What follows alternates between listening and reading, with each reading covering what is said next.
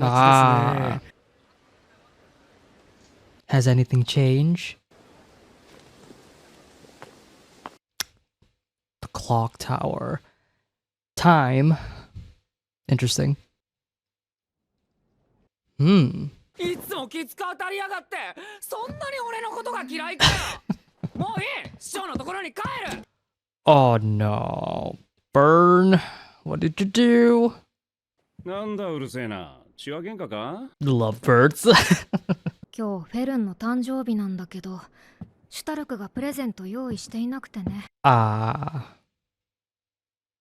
男っていうのは誕生日とか記念日とかそういう細かいことは気にしない生き物なんだ。 Bro, not the time. Honestly, you deserve that. Like, read the room, please. Ah, the statue of Himmel right there.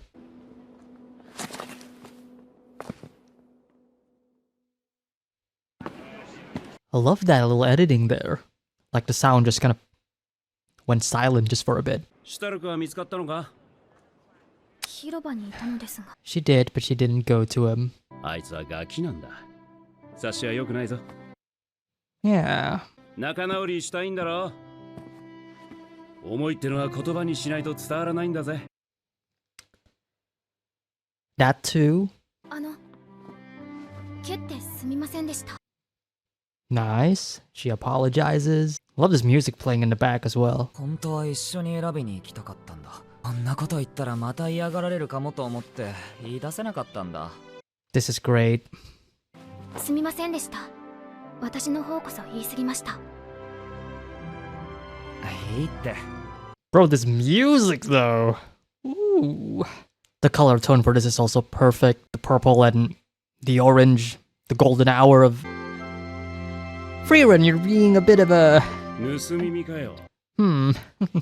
今まで苦労しただろう、フリーレン。ガキの世話は大変そうだ。Love that little bit of animation there.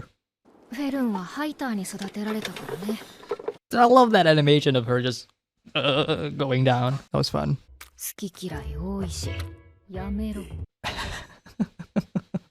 老人相手に何を言っているんですか。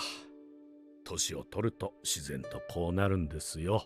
The lantern being a single light source is excellent, by the way. 大人のふりをしてそれを積み重ねてきただけです。きっと私は死ぬまで大人のふりを続けるでしょう。 That's one way to put it. そのために女神様がいるんですよ。天国に行くまではお預けですが。じゃあこっちでは私が褒めるよ。Ah. どう褒めるつもりですか。This is so sweet and wholesome. Getting teary-eyed due to the wholesomeness. Jeez. Okay. This. ザインはちゃんと大人やれていると思うよ。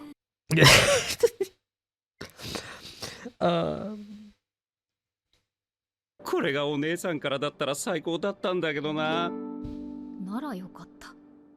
私ほどのお姉さんはなかなかいないよ。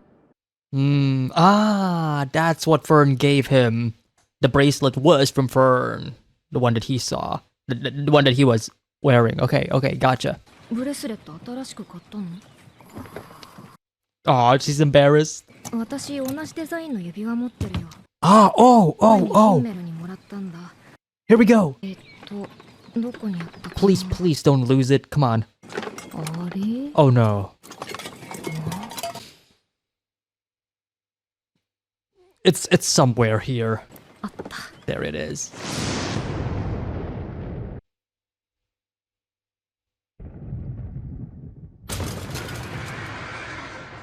Excuse me? 鳥型の魔物って狡猾で魔力を出すのがうまいんだよ。What? The poor horse! 空飛ぶ馬車って見たことある？今乗ってる。Yeah. 人類が使っている飛行魔法は魔族の魔法術式を備 I'm learning that a lot of spells are originated from like demon spells and such. 私は商人を連れて飛ぶから、フェルンはザインをお願い。What about Stark? なあ、俺は Yeah. シュタルクは飛び降りて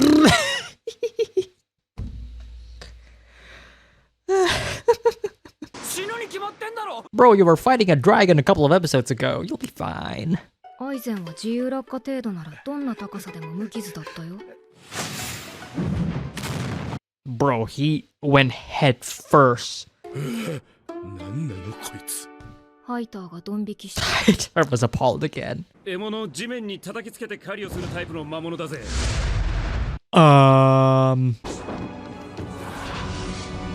Okay. Immediately beheads it. All right. いきなり落とすなよ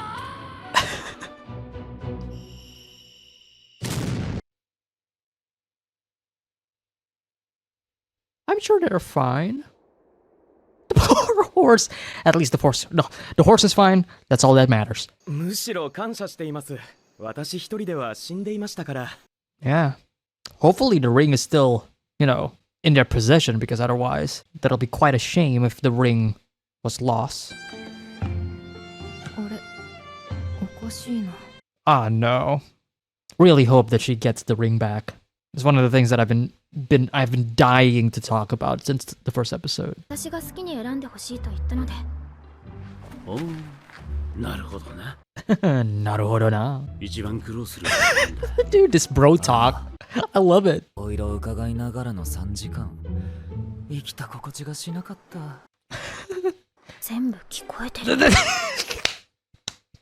気に入ってもらえたからよかったよ Hey. Man, I love these two so much. 花言葉は苦音の愛情だ。 Oh. あれは恋人に贈るものだぜ。 Oh. シュタルク様知らなかったんだそうですよねバカですもんね何か言いましたかなんでもないです Bro, this ごめんよ Fern is 100% the dominant one in this relationship, man. I feel so sorry for Stark. 何ですかなんでもねえよ。 Man, they belong together. Really, though. I ship it. I ship it a lot. Interesting sleeping position, Frieren.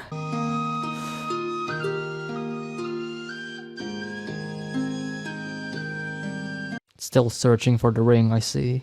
今夜見つからなかったら諦めるよ Oh. 花言葉はクオンの愛情だそうですどうでもいいヒンメルもそんな花言葉知らなかったと I'm sure Himmel knows. Oh, wow, that animation is sick. フリーレン。君は今回の討伐依頼で頑張ってくれたからね。 Oh, this is it. じゃあこれでいいよ早いな。真面目に選びなさい。 He knows. He knows. Interesting that Frieren was the one who chose it. But Himmel 100% absolutely knows what it means.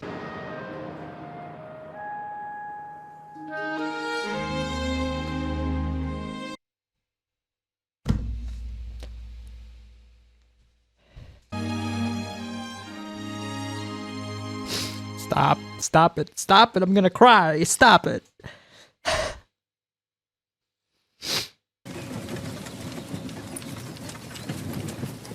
ところでなんでフェルンが鏡レンゲのブレスレットしてるのシュタレク様がバカだからですひどい。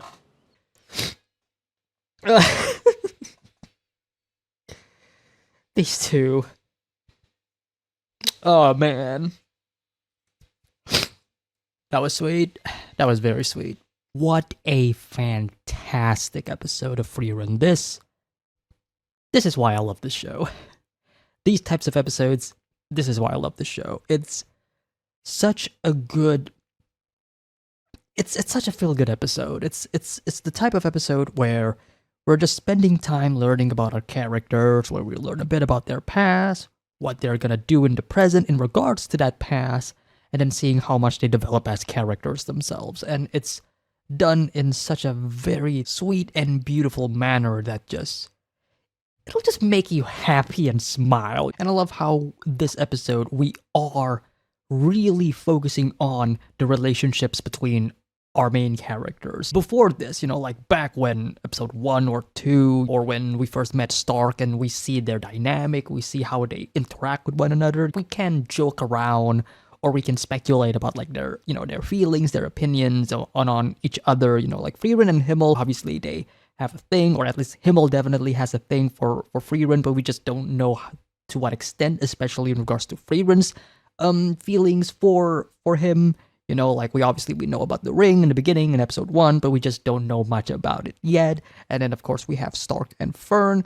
We can joke around about their banter in the beginning of their relationship, I would say, but as time progresses, as time moves on, I ship them kind of becomes, wait, they're actually going for it, and that's just beautiful. I love it. It's great. I mean, a couple of months have passed. Like it's been a couple of years, a couple of months. And obviously their relationship is only going to grow more and more and more. It's just a matter of where they're going to take that relationship. And I love that Frieren is actually going for it and go, hey, we're going there. We're getting there. Something that may take forever in other shows. Frieren says, nah, man, we are breezing by 10 years of all of this. Nah, we are ranking up the pace, and the pacing has been really great. Speaking about like time and pacing, like at the beginning of the episode, as they are venturing into the city for the very first time, you see Frieren looking at this clock tower in the beginning of the episode, and I thought, wait a minute, what's the deal here? What is the significance of that clock tower? And then of course, by the end of the episode, we understand what it is. It is the place where Himmel put the ring onto Frieren's finger, and I'm like, damn.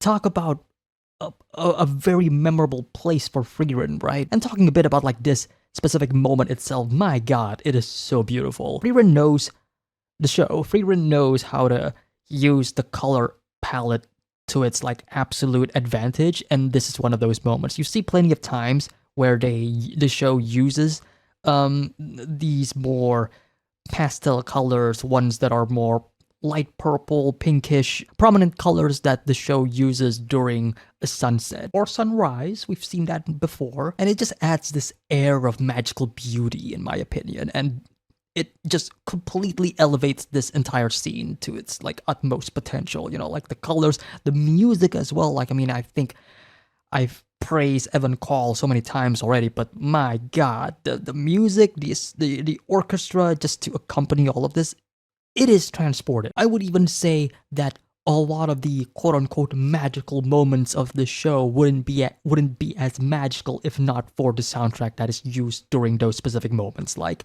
Evan Call did a fantastic job. I love his work in Violet Evergarden. I think he elevated a lot of moments, a lot of scenes in Violet Evergarden through his music, and this show might be his best, in my opinion. I don't know. I need to listen to like the full soundtrack. Like, I cannot wait to get my hands on it whenever it's available to listen, but you bet I am going to be listening to that Frieren soundtrack a lot because it is so well done. It is so good. But going back to our present couple, Fern and Stark, man, I love these two so much. These characters and their dynamic, their relationship, they play off so well, like their differences is what made them a unit, it's what made them fit with one another. I love how they are able to reconcile with one another in terms of like their misunderstandings. Like Fern obviously kind of took it a bit too far in regards to like being angry at Stark. I mean, we know it's kind of like her thing to be mad at Stark, and now I guess with Sign as well, but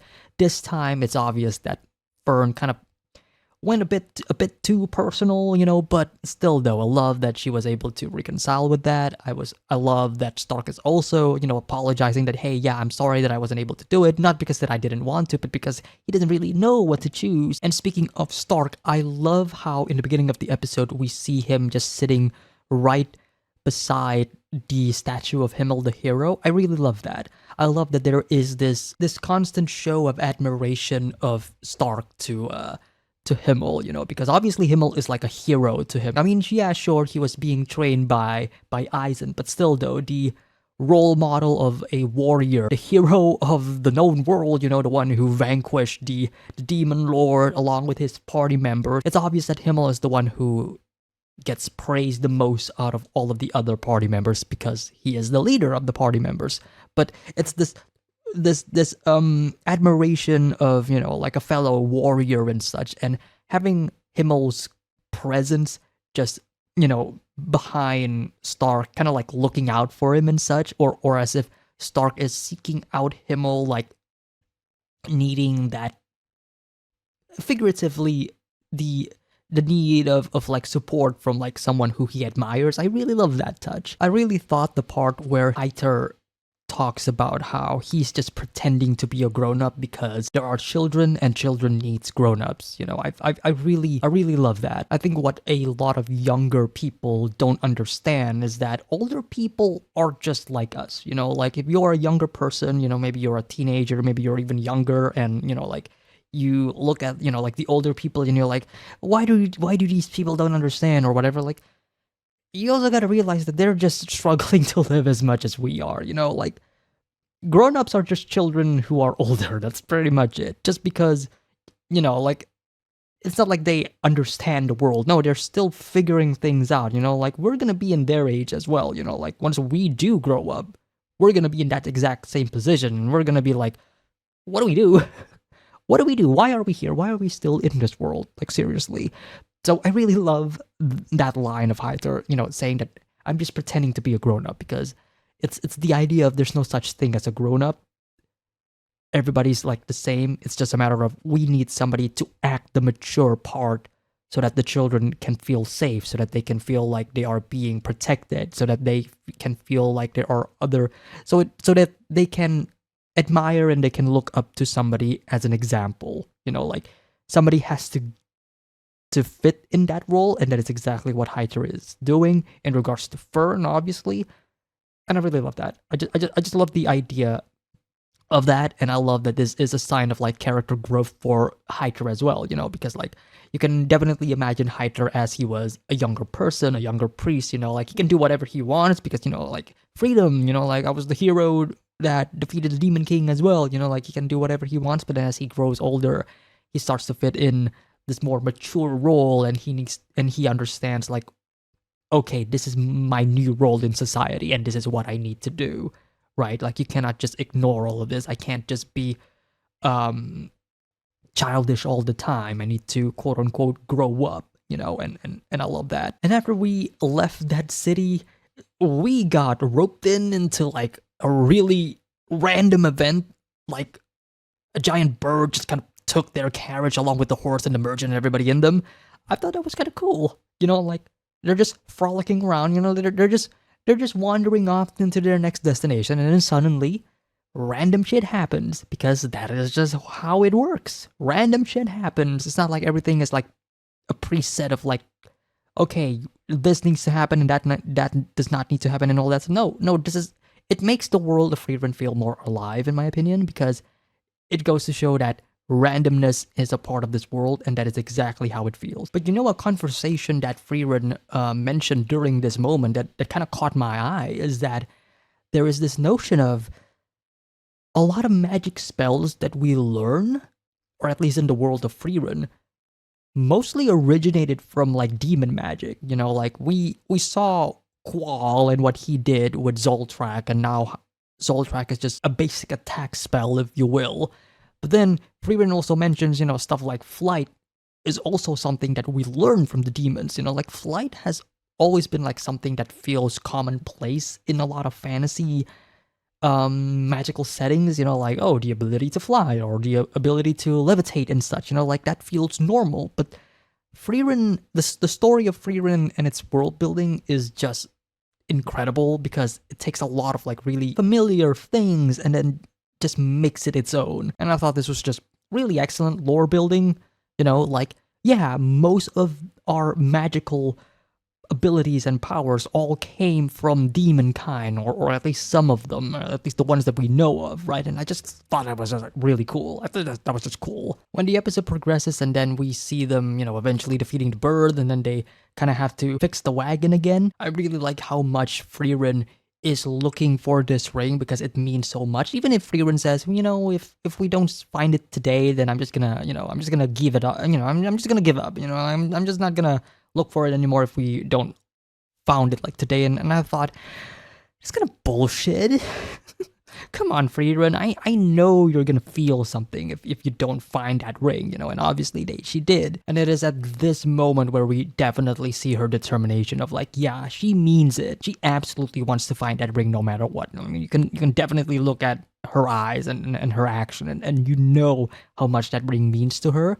And I love that we finally get to see what that ring actually means to her. We've seen the ring in the first episode. Now we get to see what it actually means. Now we get to see like the backstory behind it. And I do find it fascinating that Frieren was the one who picked the ring. And of course Himmel understands what the ring means. I mean, obviously Himmel, you know, he's the guy who's been, you know, talking about like flowers and stuff. Of course Himmel is going to know. But now it's a matter of, does Frieren actually know? I don't think Frieren actually did. She just picked it out of nowhere. I would be surprised if Frieren actually knows what it means and she just, you know, like, I'm just gonna pick this and I'm not really gonna say anything. But no, I'm pretty sure that Frieren didn't really understand what the ring actually meant, whereas Himmel completely understands what it means. And it also goes to, you know, to the part of Frieren not really fully understanding, you know, like human nature or even understanding her own party members, you know, like that's like one of the things, right? Frieren kind of regretted that she didn't really knew Himmel that much of her 10-year journey with him. And as we go along our journey in the present, she slowly understands him, you know. So yeah, this was such a sweet episode. I really loved this episode a lot. Really great stuff. Frieren continues to be one of the best things that I watched this year. If you do enjoy my reaction and my review, hit the like, subscribe, share your thoughts in the comment section down below. Early access and all the such available on the Patreon if you want to support me as well. And I will see you all next time for the next episode of Frieren. Take care, everybody. Have a nice day. Peace.